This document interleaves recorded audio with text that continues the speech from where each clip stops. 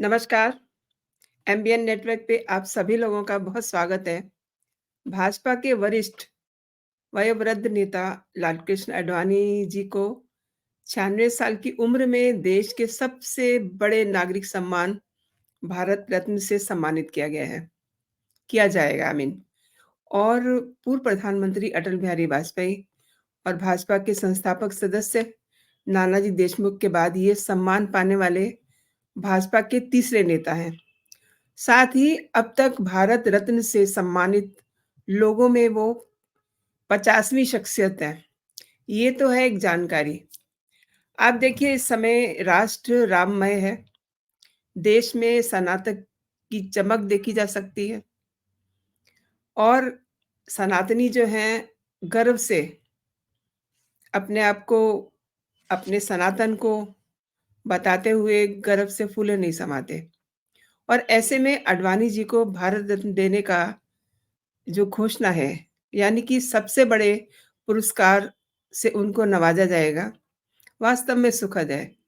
इस पे चर्चा करने के लिए आज मेरे साथ बहुत ही वरिष्ठ मेहमान जुड़ रहे हैं, वरिष्ठ पत्रकार हैं, प्रमोद जोशी जी। मैं उनको जोड़ लेती हूँ और फिर उनसे समझते हैं। जी, नमस्कार सर, बहुत स्वागत है जी, आपका। जी, नमस्कार। हाँ, सर, आडवाणी जी भारत रत्न उनको मिल रहा है, घोषणा की गई है। आप कैसे देखते हैं? एक ओपनिंग नोट चाहूँगी मैं आपसे ताकि दर्शक समझ सकें कि अ, आज राम मंदिर में रामलला हैं अपने स्थान पे, केवल और केवल आडवाणी जी के कारण। क्या कहते हैं सर? हाँ, देखिए इसको इस तरीके से भी देख सकते हैं कि राम मंदिर की स्थापना में आडवाणी जी ने बड़ी अ, भूमिका निभाई। लेकिन केवल इतनी वजह से ही उनको भारत रत्न दिया गया होगा, ऐसा नहीं है। उनका जो भूमिका रही है बड़ी है, काफ़ी बृहत है और ख़ास तौर से जो अगर वर्तमान सरकार ने उनको दिया है, तो उसके कुछ और कारण भी रहे होंगे। लेकिन मोटे तौर पर आप यूँ समझें कि आडवाणी जी ने जिस वक़्त रथ यात्रा की थी, उसके कुछ साल पहले यानी कि 1984 में भारतीय जनता पार्टी के पास संसद में कुल 4 सदस्य हुआ करते थे। और रथ यात्रा के बाद जो भी घटनाक्रम हुआ, उसके बाद ये संख्या 100 के मतलब पहले 80 के ऊपर जी, गई जी। थी, फिर 100 के ऊपर 150 200 के 150 के आस-पास चली गई और अंततः बाद में 1998 में सरकार भी बनी 1996 में भी थी, पर वो तो सरकार 13 दिन चली थी। तो और उसके बाद अटल बिहारी वाजपेयी के नेतृत्व में 3 बार कहिए कि 1998, 99 में और फिर 2004 में तो सरकार नहीं बनी। तो 2 एक जी, ऐसे मौके आए जब भारतीय जनता पार्टी को और आज की जो स्थिति है वो आपने देख ही ली 2014 के बाद से एक तो इसमें पार्टी के की दिशा बदलने में, मजबूत करने में ये ठीक है। आप राम मंदिर की स्थापना में एक उनकी बड़ी भूमिका के रूप में देखना चाहें। पर दूसरी जो बड़ी बात है वो ये कि इस पार्टी को एक समय पर जनसंघ नाम से पार्टी हुआ करती थी, बाद में भारतीय जनता पार्टी बनी जब जनता पार्टी की सरकार बनने के बाद उसका विलय हो गया था, फिर वो 1980 के बाद अलग हुई। तो ये और दूसरा ये भी कि जो पिछले 3 या 4 दशक की जो राजनीतिक परिस्थितियाँ थी, उसमें आडवाणी जी शिखर के नेता थे पार्टी के, आडवाणी जी और अटल बिहारी वाजपेयी। तो उनका जो बड़ा योगदान है, मेरा ख़्याल है उसको लेते हुए और फिर केंद्रीय मंत्री के रूप में उन्होंने बड़ी भूमिकाएँ निभाई, उनको देखते हुए ये सम्मान दिया है सरकार ने। ख़ास तौर से ये कहें कि नरेंद्र मोदी सरकार ने क्योंकि इसमें उनकी भूमिका, उनका भी कहीं न कहीं विचार रहा होगा। एक और बात ये भी है कि ये आरोप कुछ समय से शायद आरोप कहें या एक बात गुपचुप कही जाती थी कि अटल जी को तो ख़ैर हो गया लेकिन आडवाणी जी किनारे कर दिए गए, मार्गदर्शक मंडल में चले गए, उनको कोई सम्मान नहीं मिल पाया वगैरह-वगैरह। तो ये भी एक तरह से कहिए कि इस बात को स्पष्ट किया है वर्तमान नेतृत्व ने और सरकार ने कि आडवाणी जी का सम्मान है और उनका सम्मान इतना है कि हम उनको जी। देश का सर्वोच्च सम्मान प्रदान कर रहे हैं। तो इस तरीके से देखें तो उनकी एक सकल जो भूमिका है कुल मिलाकर के, उसको देखते हुए और उनको एक ऐसा ये देखते हुए कि देश के जो बड़े अभी तक के राजनेता हुए हैं 1947 के बाद से, उनमें अब आडवाणी जी को और भारतीय जनता पार्टी के तो आपने बता ही दिया कि ये तीसरे भारतीय जनता पार्टी के जो दूसरे हैं, नानाजी देशमुख को भारतीय जनता आरएसएस पार्टी के। के बजाय आरएसएस के हुँ, हुँ। नेता के रूप में देखें। तो ये एक पार्टी का, राजनीति का या एक सामाजिक जो भी दृष्टिकोण है पार्टी का, उसका एक प्रतिफल है जो आडवाणी जी के भारत रत्न के रूप में देखने को मिल रहा है। इसका स्वागत लोगों स ने किया है, जी, हालाँकि उसमें बहुत सारी फिर और बातें भी हैं, वो आप करेंगे तो। जी, जी। आगे बढ़ने से पहले प्रधानमंत्री नरेंद्र मोदी का टेक लेते हैं इसमें। उप प्रधानमंत्री लाल कृष्ण आडवाणी जी को भारत रत्न देने का भी निर्णय लिया है।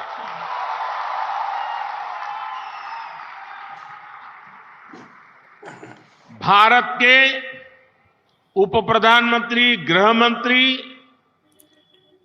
एवं सूचना प्रसारण मंत्री के रूप में और दशकों तक एक निष्ठावान, जागरूक सांसद के रूप में आदरणीय आडवाणी जी ने देश की जो सेवा की है वो अप्रतिम है। आडवाणी जी का ये सम्मान इस बात का प्रतीक है कि राष्ट्र की सेवा में अपना जीवन खपाने वालों को राष्ट्र कभी भुलाता नहीं है।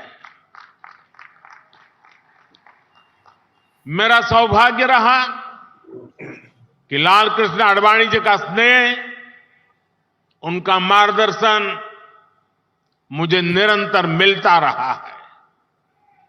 मैं आदरणीय आडवाणी जी के दीर्घायु होने की कामना करता हूं और उन्हें ओडिशा की इस महान धरती से समस्त देशवासियों की तरफ से बहुत बहुत बधाई दे।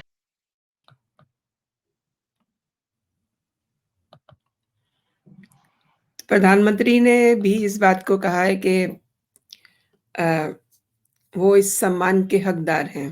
सार्वजनिक जीवन में आडवाणी जी दशकों तक पारदर्शिता और अखंडता के प्रति अटूट प्रतिबद्ध रहे और उन्होंने राजनीतिक नैतिकता में एक बेमिसाल मानक स्थापित किया और राष्ट्रीय एकता और सांस्कृतिक जो पुनरुत्थान था, उसको आगे बढ़ाने की दिशा में उन्होंने जो काम किया, उसे देश भुला नहीं सकता। लेकिन सर मैं आपसे ये जानना चाहती हूँ कि उस समय की राजनीति और आज की राजनीति, इसमें आप कितना अंतर देखते हैं? देखिए, राजनीति तो राजनीति है, समय के साथ उसमें बदलाव फ़र्क और बातें आती हैं। पर ये है कि जिस समय आडवाणी जी सक्रिय थे, तो उनकी राजनीति की जो बुनियादी बात है कि वे उनके जीवन का जो शुरुआती वर्षों में ख़ास तौर से 70 के दशक के बाद वो चूँकि राजनीति में आए हैं राज्यसभा में, तो उसके बाद की जो और उसके लेकर के करीब-करीब 90 के दशक तक तो वो विरोधी दल के नेता के रूप में राजनीति करते रहे। तो उनकी राजनीति का वो जो पक्ष है, सत्ता में उन्हें जब भी आने का मौका मिला, जनता पार्टी की सरकार बनी तो कुछ समय तब और फिर उसके बाद अटल जी की सरकार में। तो और उप प्रधानमंत्री के रूप में कार्य किया उन्होंने, सूचना मंत्री के रूप में कार्य किया, तो शुरू में।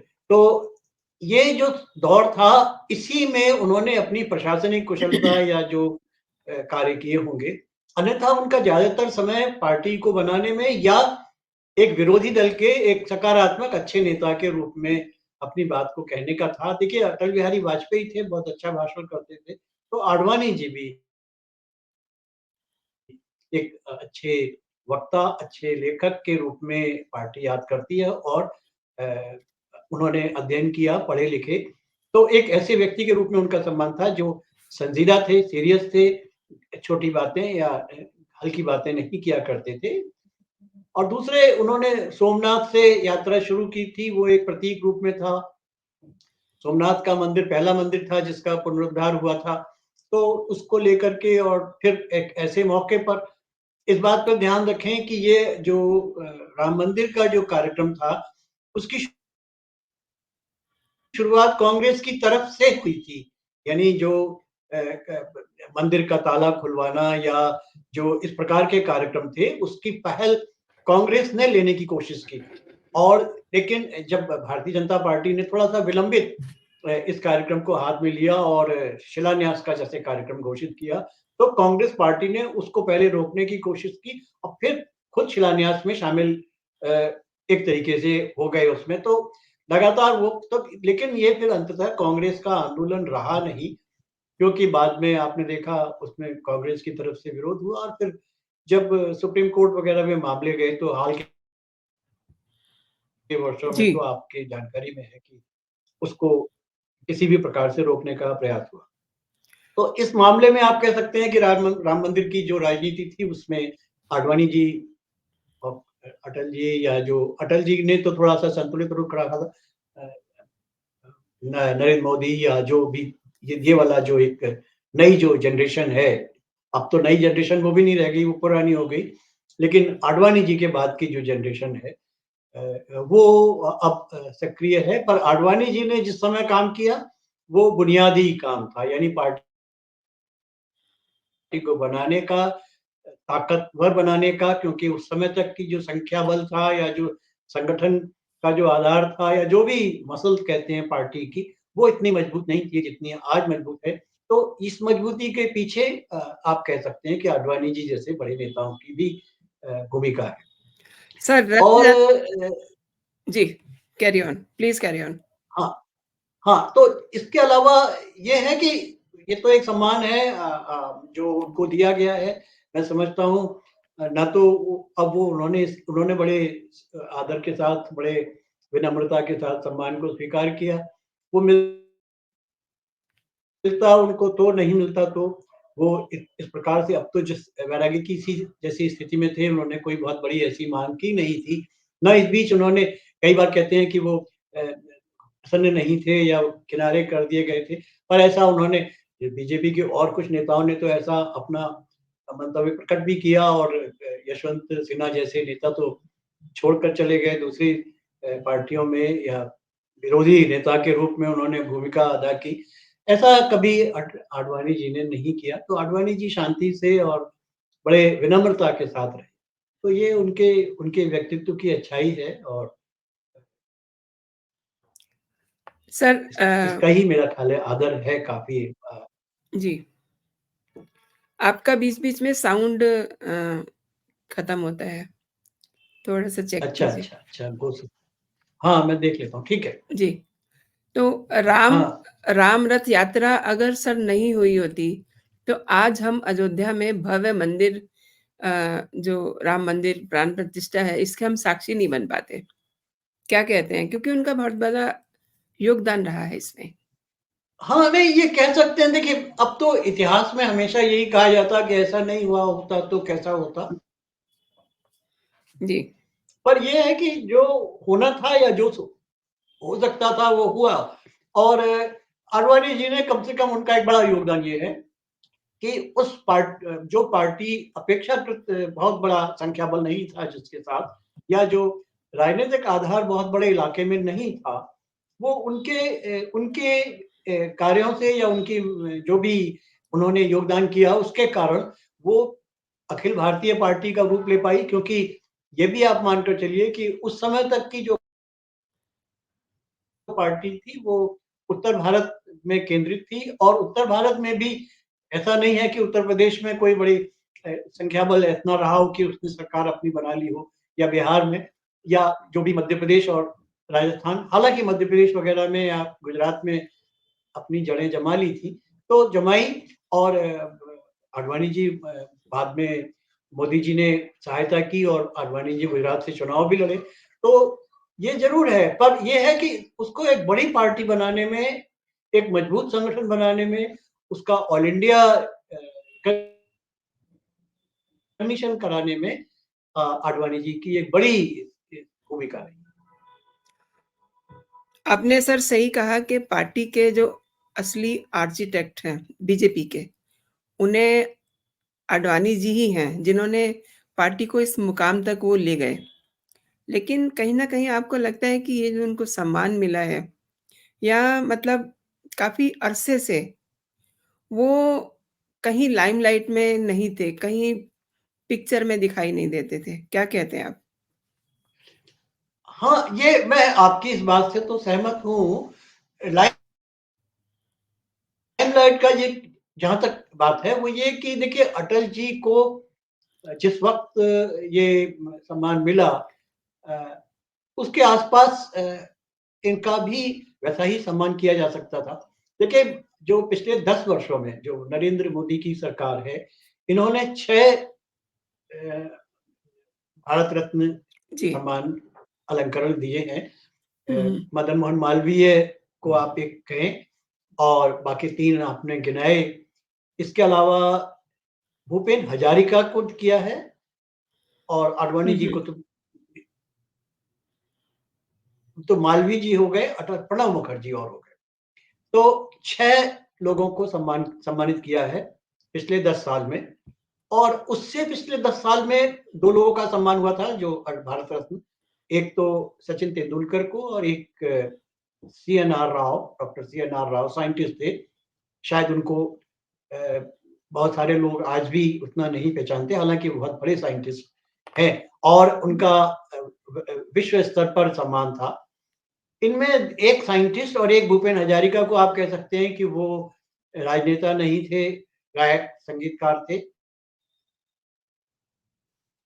तो उनके सम्मान के पीछे भी कई कारण हैं, खास तौर से चूँकि उनके कारण जो असम के थे और पूर्वोत्तर में पार्टी का एक पहचान बनती है। तो बहुत सारे कारण बनते हैं सम्मानित करने के। मालवीय जी तो कांग्रेस से थे, मतलब मालवीय जी का सीधे भारतीय जनता पार्टी या जनसंघ से कोई सीधा संबंध नहीं था। लेकिन राष्ट्रीय नेता के रूप में और एक ऐसे विचारक के रूप में जो भारतीय संस्कृति और भारतीय सभ्यता का जिसको प्रतीक माना जा सके, ऐसे व्यक्ति थे।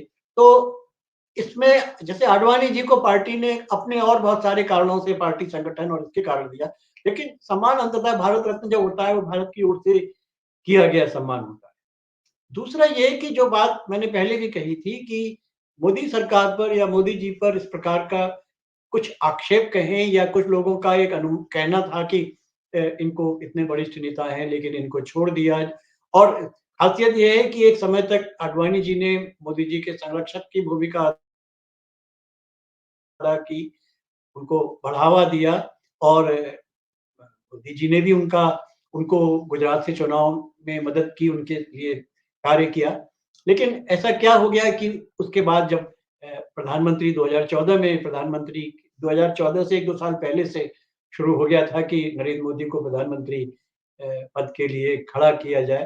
तो आडवाणी जी की शुरू में या कहिए आडवाणी जी की कुछ का दृष्टिकोण का एक दूसरा था कि शायद ये उचित नहीं होगा या वो उसके पक्ष में नहीं थे। इस कारण से भी हो सकता है कि कुछ लोग मानते हों कि उनको पीछे उनको नहीं ध्यान दिया गया, उनको थोड़ा पीछे कर दिया गया। लेकिन मूल बात ये थी कि पार्टी ने शायद एक दृष्टिकोण अपनाया कि एक उम्र होने के बाद 75 साल की उम्र के बाद जो नेता हैं वो सक्रिय राजनीति में नहीं रहेंगे। तो पर बीच-बीच में ऐसा कभी नहीं हुआ कि नरेंद्र मोदी ने उनको जन्मदिन की बधाई देने नहीं गए हों या उनका किसी दूसरे रूप में याद नहीं किया हो या तो ऐसा इस इधर भी ये जब बातें आ रही थी कि राम मंदिर की स्थापना हुई, वहाँ आडवाणी जी को बुलाया गया कि नहीं बुलाया गया। तो लगता ये है इन सारी चीज़ों को, सारी भ्रांतियों को एक साथ समेटते हुए ये सम्मान इनको दिया गया है और ये सम्मान से कई तरह के लोगों के जो भ्रम हैं वो टूट गए होंगे या टूट जाएँगे और शायद ये स्थिति स्पष्ट हो गई कि आडवाणी जी हमारे लिए उतने ही महत्वपूर्ण हैं, अटल जी जितने महत्वपूर्ण थे और नानाजी जितने महत्वपूर्ण। सर, अब जब चुनाव सिर पर है 2024 के, तो कहीं न कहीं प्रधानमंत्री नरेंद्र मोदी पार्टी में एकजुटता और पार्टी में सभी को सम्मान देने का एक संदेश भी शायद से इस सम्मान के ज़रिए देना चाह रहे हैं। क्या कहते हैं सर? क्या मतलब किसका? आप मैं समझ नहीं पाया बात को। इस समय 2024 के चुनाव भी बहुत नज़दीक हैं और पार्टी में, अपनी ही हाँ, पार्टी हाँ। में सभी का सम्मान नरेंद्र मोदी करते हैं, देश के प्रधानमंत्री। ये भी एक वो मैसेज देना चाह रहे होंगे। क्या कहते हैं आप? देखिए ये हाँ, कह सकते हैं। देखिए अभी मैं एक नाम को और भूल गया था, वो कर्पूरी ठाकुर का अभी हाल में ही एग्ज़ैक्टली, मैं भी उस पे घोषणा आने वाली थी। जी, अभी हाल में घोषणा हुई है कर्पूरी ठाकुर जी। की। तो बात ये भी है कि जब आप कर्पूरी ठाकुर की घोषणा के समय कुछ लोगों ने कहा कि ये ओबीसी को थोड़ा प्रसन्न करने की का प्रयास है, राजनीति है, हुँ, हुँ। 2024 चुनाव के कारण भी है। पर बात ये भी थी कि कर्पूरी ठाकुर अपनी जगह पर महत्वपूर्ण राजनेता रहे हैं और अच्छे नेता थे, ज़मीन से जुड़े हुए नेता थे। तो हमारी अपनी पार्टी में भी तो क्या कहते हैं, अटल जी के अलावा आडवाणी जी भी थे। तो एक ये भी बात सवाल उठता था। जी, जैसे ये सवाल उठते हैं कि कर्पूरी ठाकुर को दिया तो इनको भी सम्मान हमारे नेता को क्यों नहीं किया गया? तो शायद इस प्रकार की जो भ्रांतियाँ हैं या इस प्रकार के जो प्रश्न उठाए जा सकते हैं, उनको भी एक एक तरह से इसमें जवाब मिल गया है। देखिए अभी मैं आज ही देख रहा था जब ये खबर आई, तो किसी ने माँग उठानी शुरू की कि कांची राम जी का भी को भी भारत रत्न दिया जाना चाहिए। तो दिया जाना चाहिए, हम मानते हैं कांची राम जी भी एक उतने ही बड़े नेता, बड़े कद्दावर नेता रहे हैं और उनको अभी में नहीं मिला, शायद कभी और मिले या जो भी हो, वो एक बिल्कुल अलग बात है। लेकिन राजनीति इस तरीके से भी देखती है, पर 2024 के चुनाव में आडवाणी जी के सम्मान से कोई फ़र्क पड़ने वाला नहीं है, क्योंकि 2024 के चुनाव में जो भी विजय और बल्कि मैं समझता हूँ कि राम मंदिर से भी कोई फ़र्क पड़ने वाला नहीं है। वो जिसको जो वोट देना होता है, वो एक मन बना कर रखता है। राम मंदिर से एक ये बात हो सकती है कि देखिए राम मंदिर भी बना करके दिखा दिया। कोई इसके कारण ही वोट बढ़ जाएगा ऐसा नहीं है। बहुत सारे और दूसरे कारण होते हैं और कारण एक नहीं है, अनेक कारण हैं जो इसके कारण सरकार के फिर से विजयी होने की संभावनाएँ हैं। वो कारण एक बड़े मजबूत राष्ट्रीय नेता के कारण हो सकता है।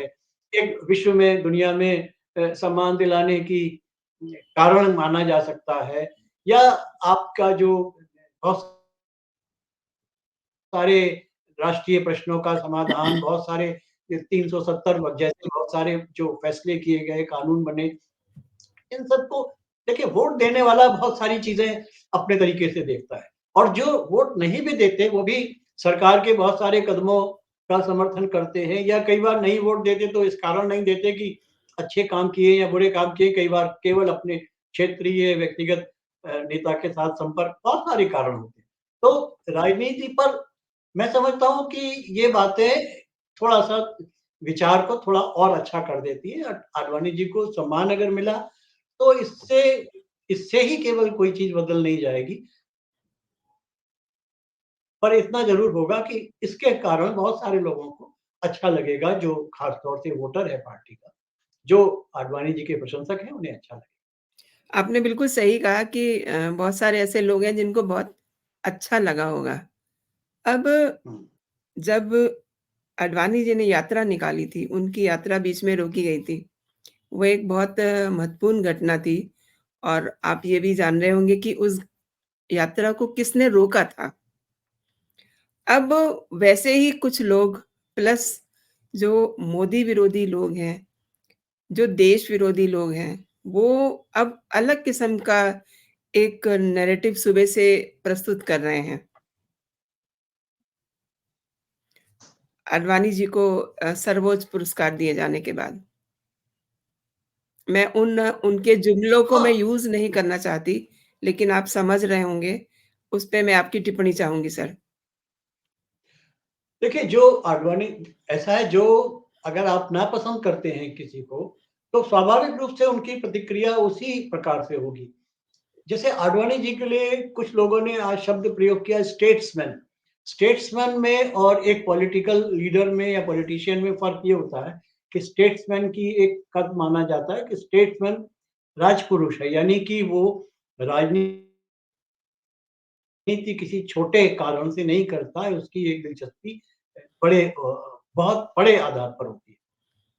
थोड़ी देर के लिए हम आडवाणी जी को अगर एक बड़े स्टेट्समैन के रूप में ही देखते हैं, जो बहुत से क्योंकि आडवाणी जी की भी एक विशेषता ये थी कि वो अपने जिसकी भी आलोचना भी करते थे, तो कभी इतनी कड़वाहट के साथ नहीं करते थे। लेकिन आडवाणी जी के विरोधी ज़रूर ऐसे हैं ख़ास तौर से जैसे आप बिहार में लालू जी ने जिस समय मुख्यमंत्री थे, उनको रोका था वहाँ पर, तो वो आज अपनी बात पर तो अभी अटल होंगे क्योंकि उन्होंने जो भी किया उसका उनके पास कोई एक कारण है। तो लेकिन आज अगर आडवाणी जी को सम्मान मिलता है तो ऐसे लोग भी जो विरोधी रहे होंगे, जो उनके विरोधी रहे होंगे उनमें से काफ़ी लोगों को आज उनके प्रति वो कड़वाहट नहीं है क्योंकि राजनीति में जब आप सत्ता पक्ष में या विपक्ष में होते हैं तो एक-दूसरे की आलोचनाएँ करते ही हैं। लेकिन उस आलोचना का मतलब ये नहीं होता कि वो राजनेता एक-दूसरे के कोई निजी तौर पर दुश्मन होते हैं। वो एक-दूसरे के जन्मदिन पर उनके यहाँ जो भी कोई कार्यक्रम होते हैं, उनमें शामिल होते हैं और एक बड़ी मैत्री का भी भाव होता है और उस मैत्री में एक-दूसरे से जो असहमतियाँ हैं, वो भी व्यक्त की जाती हैं। पर फिर भी बहुत सारे लोगों के मन में गहरी कड़वाहट है और वो कड़वाहट ऐसे नहीं खत्म हो जाती, वो तो रहेगी और वो कड़वाहट इस समय भी आपको व्यक्त होती दिखाई पड़ेगी। जब आडवाणी जी को अगर भारत रत्न मिला है, तो बहुत सारे लोगों ने कुछ और बातें भी कही होंगी या कह रहे हैं। तो जी, ये भी चलता है उसके लिए कोई क्या कहा जा सकता है। जब आप नहीं आलोचना अ, करने पर आते ही हैं और बहुत निजी जी। स्तर पर उतर कर के आलोचना करते हैं। नहीं, नहीं, बात सर ये है, जो एक शब्द यूज़ किया जा रहा है। अभी देखिए राम मंदिर बना, बिल्कुल अकॉर्डिंग टू जो कोर्ट ने जैसे-जैसे आदेश किया, वैसे-वैसे राम मंदिर का निर्माण होता है। अब ज्ञानवापी को देख लीजिए, ठीक मतलब जैसे इसमें भी जिस तरीके से नियम कानून को फ़ॉलो किया गया है, ठीक वैसे ही इसमें भी हो रहा है। अब अगर कोर्ट ने ये कहा है कि विदिन 7 डेज़ आप पूजा कर सकते हैं, ज्ञानवापी में जो एक पर्टिकुलर स्थान है, तहखाना जो है। अब वहाँ पर अगर प्रदेश के मुख्यमंत्री ने 7 घंटे के अंदर पूजा करवा दी, तो इसमें क्या बुरा है? अब वो ये कह रहे हैं कि 7 घंटे में पूजा क्यों करवा दी? ये वही लोग हैं जो कह रहे हैं कि आडवाणी जी को सर्वोच्च पुरस्कार दिया गया है तो इसलिए दिए गए क्योंकि वो उन्होंने मस्जिद का विध्वंस करवाया। अभी तो हमारे सामने मथुरा भी है, वहाँ भी मंदिर बनेगा। ये तो अभी राम मंदिर से शुरुआत है। देखिए, ये तो फिर एक विषय ही अलग है जो भारत में पुराने समय में जो बहुत सारे धार्मिक स्थलों को गिराया या उनकी जगह पर जी, क्योंकि ये इसको लेकर के एक तो ऐतिहासिक बहस है इस पर लेकर के और अगर जहाँ तक ज्ञानवापी का है, ज्ञानवापी मस्जिद का अगर आपने जो पीछे का हिस्सा है पश्चिमी तरफ का, कभी उसकी तस्वीर देखें तो आपको पता लग जाएगा कि वो क्या था। क्योंकि वो जी। एक ऐसी मस्जिद है और मस्जिदों के बारे में तो अलग बात हो सकती है, लेकिन वो एक ऐसी मस्जिद है जिसमें एक हिस्सा छोड़ दिया गया था ताकि जो जिस जिस सामाजिक हिंदुओं को एक प्रकार की इन्फीरियरिटी लगातार बनी जी, जी, एग्ज़ैक्टली सही कह रहे रहे हैं आप। कि देखो हमने ऐसा किया है। जी, दूसरे ये भी है कि वहाँ पर जिस तहखाने का जो आपने बताया, वो तहखाने में तो एक लंबे अरसे से बल्कि अंग्रेज़ों के समय से पूजा होती रहती थी, वो 1993 में उत्तर प्रदेश सरकार ने उसमें बंद की। जी, जी। और वो कोई तो उसको लेकर के ही एक मुकदमा है। बाकी ज्ञानवापी को लेकर के एक सर्वे है, आर्कियोलॉजिकल सर्वे ऑफ इंडिया का। वो सर्वे किसी न किसी अदालत के फैसलों के आधार पर ही है। अदालत ही आगे फैसले करेगी और हमारे देश में सुप्रीम कोर्ट तक मामला जाएगा। दूसरा ये भी है कि जब बाबरी मस्जिद का जो फैसला, ये जो राम मंदिर का फैसला आया था, तो 5 जजों की जो बेंच थी, उसने फैसला किया और एक मतलब उसमें कोई किसी किस्म की जजों के बीच में असहमति, उन्होंने जानबूझ करके ऐसा किया था कि कहीं कोई कहने को न रह जाए। तो उसमें एक मुस्लिम जज भी थे। तो उस फैसले को भी शुरू में तो मतलब सब कहते हैं कि जो फैसला होगा हम स्वीकार कर लेंगे, और देखिए उस फैसले के पहले अदालत ने, सुप्रीम कोर्ट ने ये एक बात कही थी सभी पक्षकारों को बुला करके कि आप अगर अपनी तरफ से कोई समझौते कर ले या आप कोई और सुझाव दें, तो हम कोई फैसला करने से पहले आपके सुझावों को सुनना चाहेंगे। तो किसी ने भी ऐसा कोई सुझाव नहीं दिया या कोई पक्ष ऐसा सामने नहीं आया जो किसी ने सुझाव देने का प्रयास किया है कि हम इस प्रकार से इसकी सहमति बना लें। तो जब अदालत ने फैसला कर लिया, तब फिर उसके बाद तो कोई चीज़ रह नहीं जाती। उस फैसले को रिव्यू करने के लिए भी जो एक अर्ज़ी दी जाती है, वो भी दे दी गई और उसको भी अदालत ने अस्वीकार कर लिया। तो ये एक प्रोसेस है। उस प्रोसेस को जो शांतिपूर्ण तरीके से हो सकती है, उस प्रोसेस पर ये काम हो गया। अब इसमें कोई किस और दूसरा, अदालत ने एक ज़मीन का एक हिस्सा देने के लिए सरकार से कहा भी कि ये एक मस्जिद बनाने के लिए दिया जाए, और वो मस्जिद बनेगी, उसके लिए भी काम चल रहा है, हालाँकि बड़ी देर हो गई है उसमें। उसका काम भी शुरू हो जाना चाहिए था। वो होगी उसके लिए, क्योंकि देखिए ये कोई सरकारी पैसे से तो बनेगा नहीं, ना मंदिर ना मस्जिद। वो तो जो उसके जो मानने वाले हैं वो अपने पैसे जमा करके, ट्रस्ट बना करके या जिस तरीके से भी करेंगे। पर ये एक प्रकार का रास्ता हमारी सुप्रीम कोर्ट ने निकाला। भविष्य में क्या होगा, आपने कुछ मंदिरों का ज़िक्र किया है, मैं नहीं जानता उनका क्या होगा, क्योंकि ऐसे आरोप देखिए इसको पहले हमें बैठ कर के, ये जो हमारी पहचान है, हम हिंदू हैं, हम मुसलमान हैं, ये कोई बहुत इससे कोई समाज नहीं अच्छा होगा या भला होगा, ये हमें दूर कर लेनी चाहिए। पर इस बात को स्वीकार करना चाहिए कि हमारे अतीत में इतने अच्छे समय नहीं गुज़रे हैं, उसको स्वीकार कर लीजिए। पहले या तो मान ही लीजिए कि हाँ, ऐसा हुआ है और अब ऐसा नहीं होना चाहिए। पर एक पक्ष मानता ही नहीं है, नहीं ऐसा हुआ ही नहीं है। ये बाबरी मस्जिद खाली ज़मीन पर बनाई गई है। तो खाली ज़मीन पर बनाई गई तो उसके ऐतिहासिक प्रमाण होने चाहिए। आप अगर सुप्रीम कोर्ट का फैसला पढ़ें, तो उसमें दिखाई पड़ेगा कि कहाँ-कहाँ पर उसमें इतिहास को जिस प्रकार से कोट किया गया है, वो वैसा नहीं है जैसा बाहर से लोग समझते हैं। उस कोर्ट के फैसले को पढ़ना चाहिए सबको।